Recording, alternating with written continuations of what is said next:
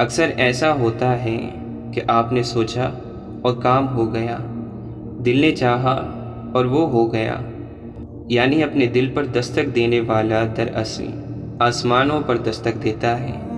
آسمانوں کا رہنے والا جب کبھی بندے کے قریب آیا یا بندے کے پاس آیا تو اس کے دل میں آیا، اور جب بھی دل میں آیا تو اس کی آنکھ نے آنسو بن کر اس کا ثبوت دیا۔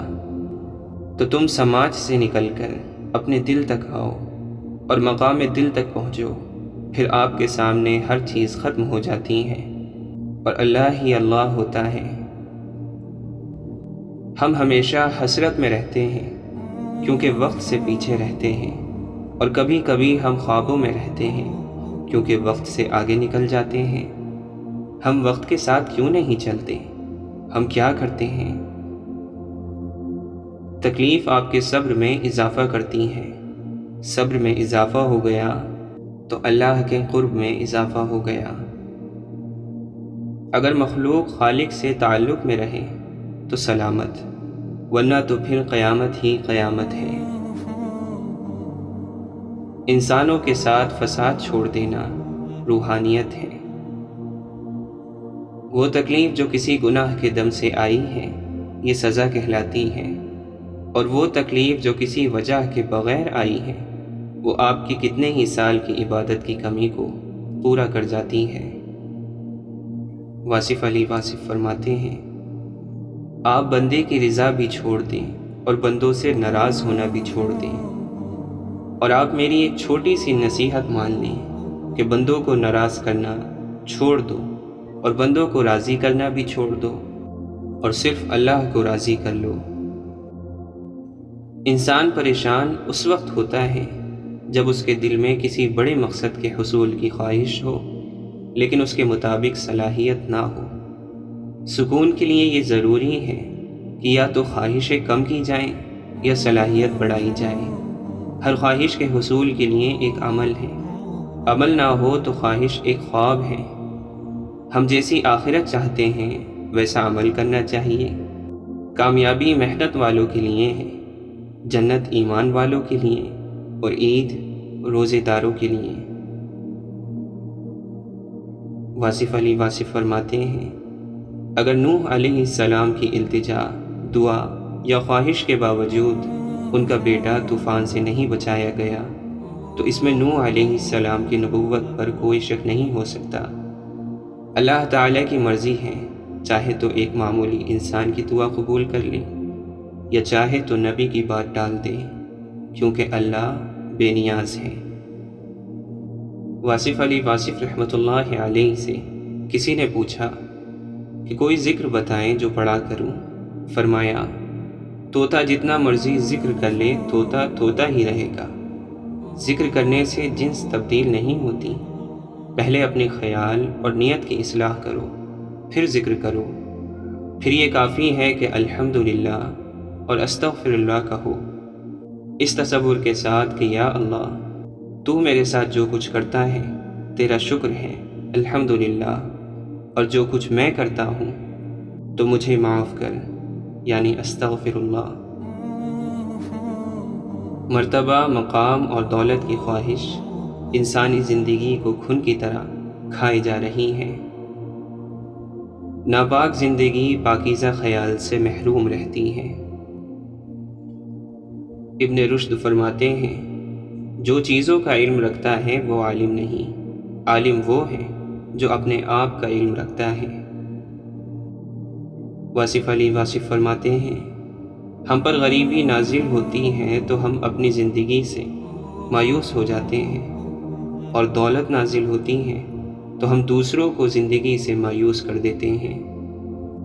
ہمارا باطن عبادت میں مصروف ہو تو ہمارا ظاہر معصومیت کا پیکر بن جاتا ہے۔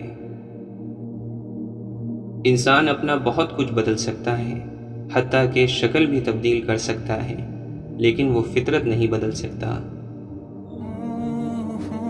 امام شافعی فرماتے ہیں، جو کپڑے حلال رزق سے بنائے گئے ہوں وہ کبھی پرانے نہیں ہوتے۔ حیرت ہے کہ انسان ہاتھ تو دنیا کے آگے پھیلاتا ہے اور گلہ خدا سے کرتا ہے۔ مولانا رومی فرماتے ہیں، عقل مند انسان نقصان میں چھپے ہوئے فائدے کو سمجھ جاتا ہے۔ قدرت نے تباہی میں تعمیر کا راز چھپا رکھا ہے۔ دیندار اپنے آپ کو تکلیف میں اس لیے مبتلا کرتا ہے کہ آخرت میں اس کو راحت میسر ہو۔ اپنے آپ کو پسند اور دوسروں کو ناپسند کرنا چھوڑ دیا جائے تو پریشانی نہیں رہتی۔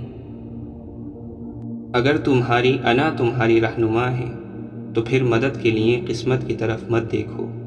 دن کو تم سوئے رہتے ہو اور راتیں مختصر ہیں۔ ممکن ہے جب تم جاگو تو زندگی کی شام ہو چکی ہو۔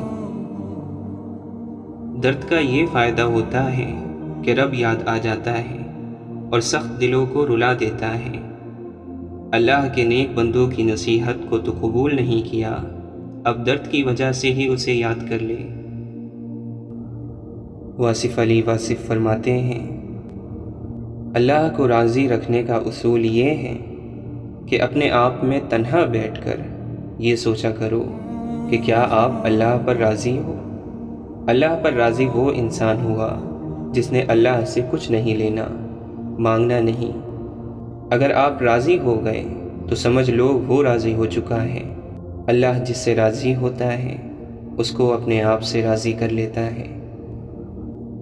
گناہ گار کی پردہ پوشی اسے نیکی پر لانے کے لیے ایک ذریعہ بن سکتی ہے۔ بدنامی بعض اوقات مایوس کر کے انسان کو بے حس کر دیتی ہے اور وہ گناہ میں گرتا ہی چلا جاتا ہے۔ عزت نفس ختم ہو جائے تو انسان کے لیے جرم اور گناہ بے معنی ہو کر رہ جاتے ہیں۔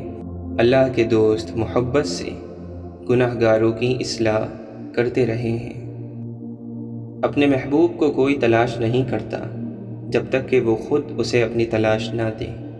سو اگر تمہیں اس کی تلاش عطا ہوئی ہے تو جان لو کہ اسے بھی تمہاری تلاش ہے۔ جنس اپنی ہم جنس کو پہچان لیتی ہے، جس طرح چور دوسرے چور کو پہچانے گا، درویش دوسرے درویش کو پہچانے گا، اسی طرح اللہ کا بندہ ہی اللہ کے بندے کو پہچانے گا۔ حضرت علی رضی اللہ عنہ فرماتے ہیں، اگر تم موت کی رفتار کو دیکھ لیتے تو امیدوں سے نفرت کرتے اور کبھی ان کو پورا کرنے میں مصروف نہ ہوتے۔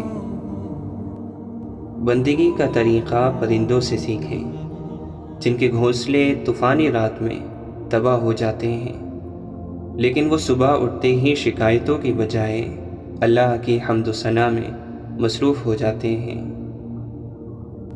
اپنے خیالوں کی حفاظت کرو کیونکہ یہ تمہارے الفاظ بن جاتے ہیں۔ اپنے الفاظ کی حفاظت کرو کیونکہ یہ تمہارے اعمال بن جاتے ہیں۔ اپنے اعمال کی حفاظت کرو کیونکہ یہ تمہارے کردار بن جاتے ہیں، اور اپنے کردار کی حفاظت کرو کیونکہ یہ تمہاری پہچان بن جاتے ہیں۔ واصف علی واصف فرماتے ہیں، موت یہ نہیں کہ سانس ختم ہو جائے، اصل موت تو یہ ہے کہ ہمیں یاد کرنے والا کوئی نہ ہو۔ پیسے کو تم اپنی قبر کا چراغ بنا لو، کسی غریب کی زندگی سنوار دو۔ غم والے انسان کے لیے ہر موسم ہی غم کا موسم ہے۔ حالات کو بدلنا چاہتے ہو تو بدل لو، بدل نہیں سکتے ہو تو قبول کر لو۔ قبول کرتے نہیں ہو اور بدلنے کی بھی استعداد کوئی نہیں تو یہ پھر ناکام ہونے اور تباہ ہونے کا پیش خیمہ ہے۔ وہ آدمی تو بڑا پریشان کرے گا جو نہ تو وداع کرتا ہے اور نہ ہی ساتھ چلتا ہے۔ مولانا رومی فرماتے ہیں، انسان کی جس چیز کی طرف توجہ رہے وہ چیز بچ جاتی ہے، یعنی محفوظ رہتی ہے، اور جس چیز سے غفلت برتتا ہے وہ چوری ہو جاتی ہے۔ لہٰذا سب سے قیمتی چیز اللہ کی طرف توجہ رکھو۔ جس چیز کی انسان کو فکر ہوتی ہے اس کی جانب چور نہیں آتا۔ تاجر کا مال پانی میں گرنے لگتا ہے تو وہ سب سے پہلے قیمتی سامان کو قابو کرنے کی کوشش کرتا ہے۔ اللہ کی محبت سب سے قیمتی چیز ہے، یہ ساتھ جانی ہے، اس لیے اس کی حفاظت کر۔ چھوٹا ذہن وہ ہے جو تھوڑا بڑا سوچنے کے قابل ہوتے ہی دوسروں کو چھوٹا سمجھنے لگتا ہے۔